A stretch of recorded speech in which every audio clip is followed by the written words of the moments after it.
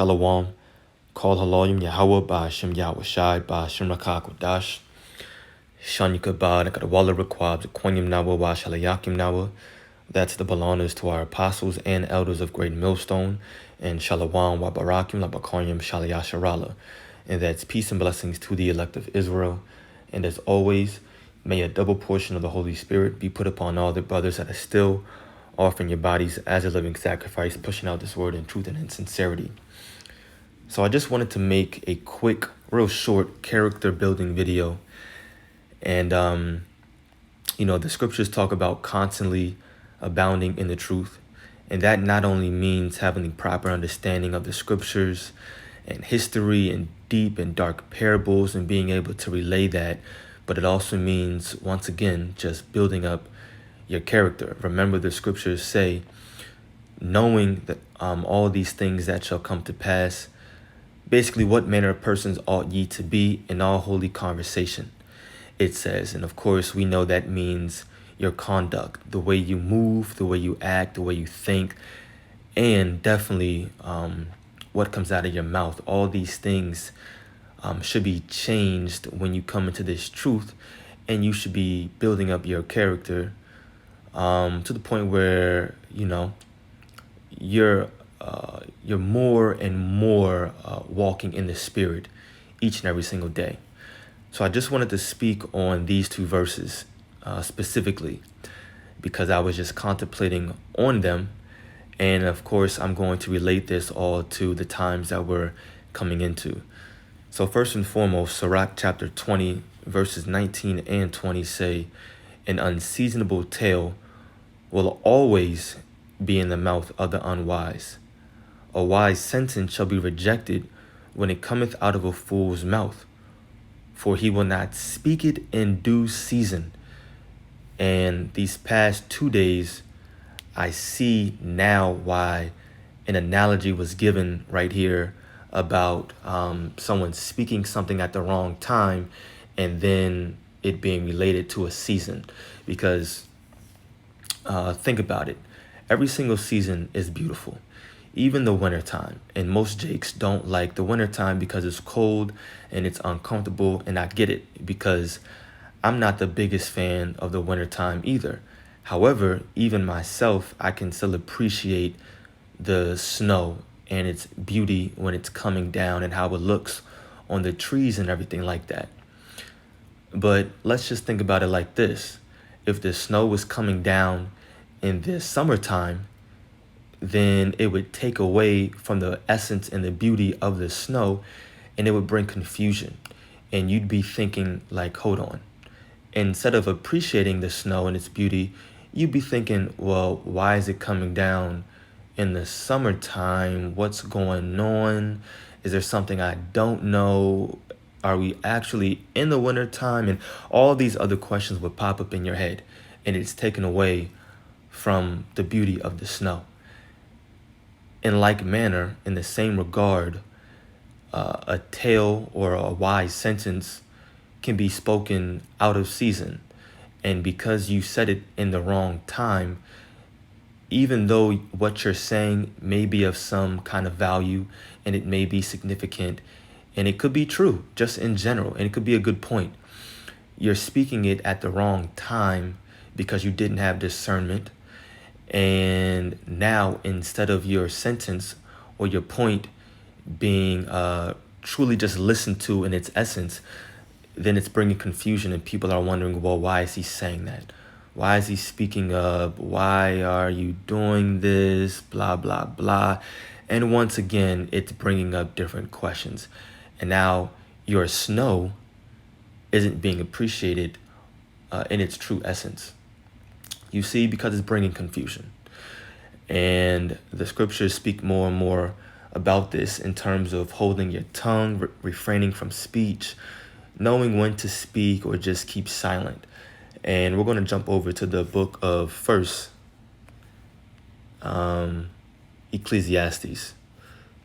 The book of Ecclesiastes, chapter 3, verse 1 says, to everything there is a season and a time to every purpose under the heaven. I now know why this is, just more an understanding of why, verse 1 starts off with a season and a time. And of course, when it goes on, you keep reading on down and gives you different like subtopics, if you will, like a time to be born, a time to die, to kill, to heal, to weep, to laugh. And then it jumps down to verse 7, or we're jumping down to verse 7. It says a time to rend and a time to sow and a time to keep silence and a time to speak. So we're going to speak more about this. When we jump over now to the book of Proverbs, chapter 10, and there are many, many, many scriptures in the book of Proverbs specifically that talk about this. But, keeping silence helps you to avoid sin. You gain respect, and you're deemed wise and intelligent. And ultimately, refraining from speaking in certain situations means that you're practicing self-control, which is a really, really good thing. And sometimes maintaining your composure can be challenging. But ultimately, it's wisdom that teaches you all these things and gives you the proper discernment to know when to speak and when not to speak. So this is Proverbs chapter 10, verse 19. It says, in the multitude of words there wanteth not sin, but he that refraineth his lips is wise. And I like to always read certain things in different translation comparisons because sometimes the Old English can be hard to interpret. So in the NIV, it says, sin is not ended by multiplying words. So what does this mean? Sometimes you can refrain or avoid sin by just keeping silent. So it says, sin is not ended by multiplying words, but the prudent hold their tongues. And another word for prudent is wise. That's why when you look up the word wise right here at the very bottom, it's shakal.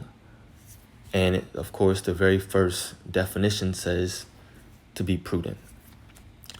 Now let's jump over to the book, to the 11th chapter, Proverbs 11, verse 12. He that is void of wisdom despiseth his neighbor, but a man of understanding holdeth his peace. Nothing really to break down there. Very much straightforward. Just wanted to grab some scriptures in the book of Proverbs that stuck out to me. That was a good one.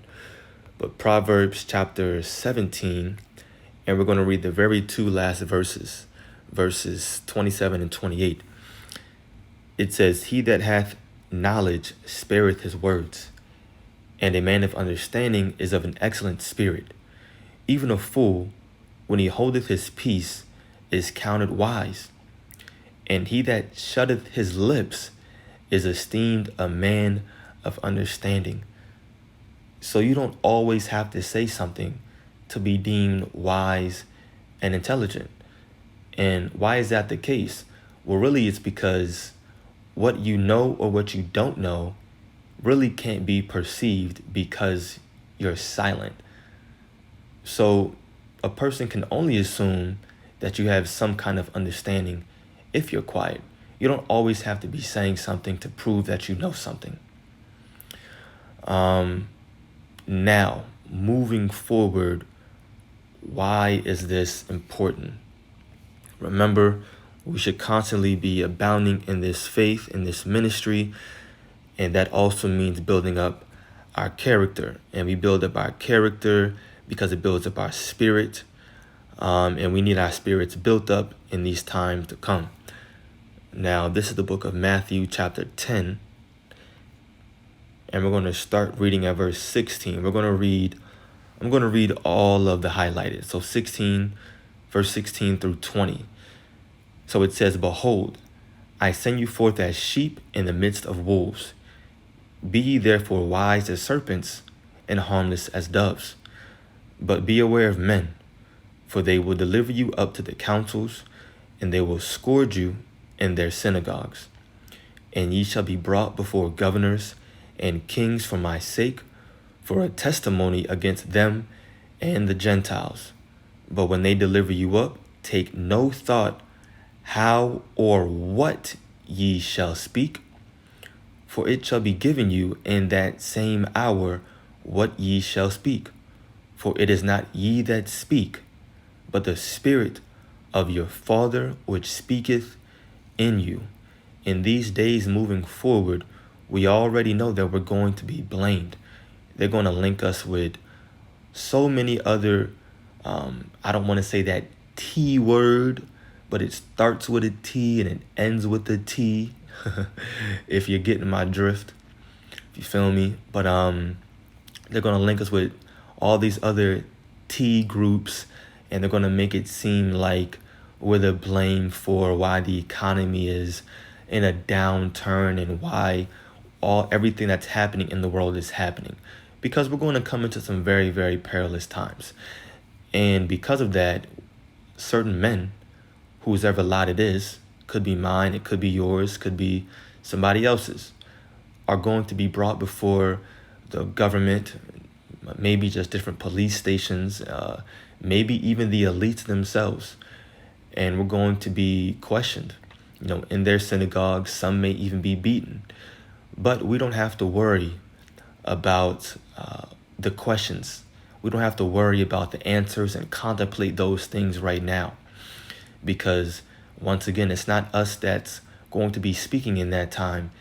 It's Yahweh Ba'ashem Yahweh Shai, Ba'ashem Rakakudash, in the name of the Holy Spirit, that's going to give us the answer, that's going to speak through us and let us know what needs to be said. Even right now, as I make this video and as you brothers make your videos, we already know, but it's the Lord that speaks through us. We're speaking the Lord's words anyway when we bring out these scriptures.